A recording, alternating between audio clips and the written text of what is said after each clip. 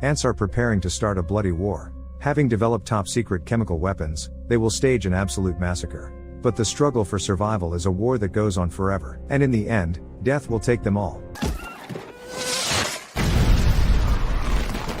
A suspecting married couple arrives for a picnic in a remote area out in nature. They are serenely enjoying the fresh air and fruit. Suddenly the woman senses that she is about to give birth. Her husband quickly grabs his things and hurries with her to the car. They forget to pick up the blanket and food in their hurry. Meanwhile, the forest's insects continue to live their lives. 3 little ladybugs hatch under one of the leaves and immediately fall to the ground. Their parents fly up to the babies. They teach the children to spread their wings and take to the air. At first, the ladybugs are bad at flying. One of them falls on a rock, legs up. But soon, the babies begin to repeat after their parents and understand better and better how to fly. The family flies over the grasses and the river. Suddenly one of the little ladybugs hears uncontrollable laughter in the bushes and strays away from her family. Her curiosity makes her fly further and further into the forest, following a little fly, which continues to laugh gleefully. The fly sits on a stump, and the ladybug lands next to it and wants to get acquainted. Immediately 4 large flies fly up to them. They surround the ladybug and buzz menacingly. The frightened ladybug jumps up and tries to escape its attackers, but the flies are relentless in their pursuit of the victim. The ladybug does not calculate her strength, hits a rock, and falls into a crevice. One wing falls off. The flies circled over it for a bit longer but soon flew away. The ladybug comes to her senses and tries to fly, but it is almost impossible to do so with just one wing. The evening comes, and it starts to rain. The ladybug gets out of the crevice and calls for help, but no one comes. The lone bug wanders through the open, looking for shelter from the rain. It hides in a sugar box left by people,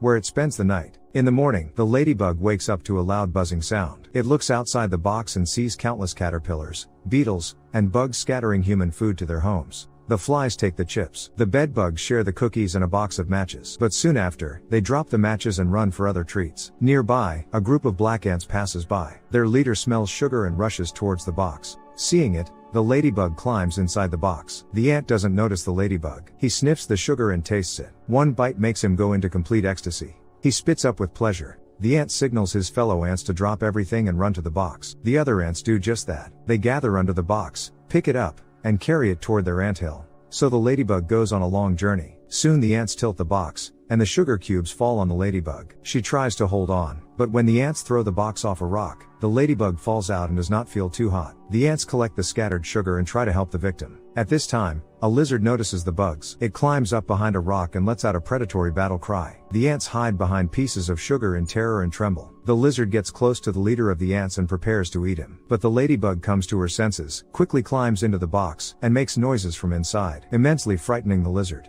The predator runs away and hides between the rocks. The danger has passed. The ants gather around the box and talk to their savior. The ladybug explains that she cannot fly. Then the ants offer her to go to their anthill with them. The procession continues, but now the ladybug sits on top of the box with the leader of the ants, who owes her his life. Once out on a high rock, the leader of the ants sends a signal to the ant colony to wait for them with their precious cargo. Soon the company is spotted by a gang of aggressive red ants. With the look of seasoned criminals, they block the black ants' way and stare sweetly at the sugar box. The leader of the black ants asks his fellow ants to stop. He takes one sugar cube from the box and presents it to the red ants. He then quickly runs away and commands his team to take the box away.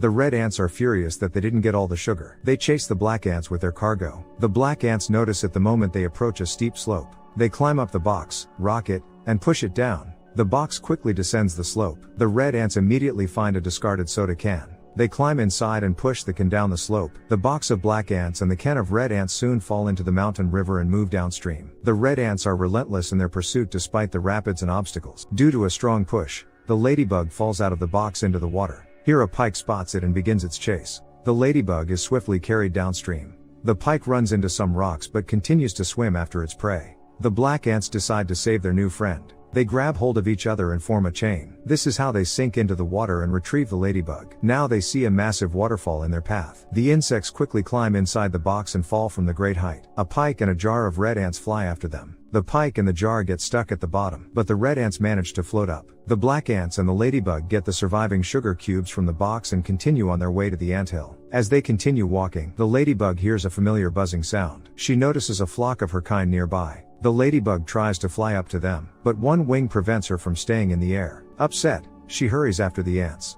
The following day, the red ants catch up with the black ants as they cross the roadway. The black ants take their chances and do not stop despite an approaching car. The leader of the red ants immediately launches a chase, but his fellow ants stay where they are, trembling and scattered. The black ants manage to survive the encounter with the car. Soon they successfully make it to their anthill. The ladybug goes inside too. Everyone is busy here. Each worker ant brings its harvest to the queen. If she is satisfied, she gives one egg. As soon as her uterus tastes the sugar, she goes into ecstasy and immediately lays a bunch of eggs. Meanwhile, the leader of the red ants manages to find the location of the black ants' anthill. He becomes furious and rushes to tell his queen. She orders the red ants to prepare an attack immediately. An entire horde of red ants rushes to the black ant colony, bringing weapons, chestnuts, stones, slingshots, and even bug spray. Night falls. The black ant colony is quiet for now. Everyone is asleep, including the ladybug. She dreams about a family of ladybugs flying serenely over a meadow. The ladybug wakes up from longing for her family and goes to the top of the anthill.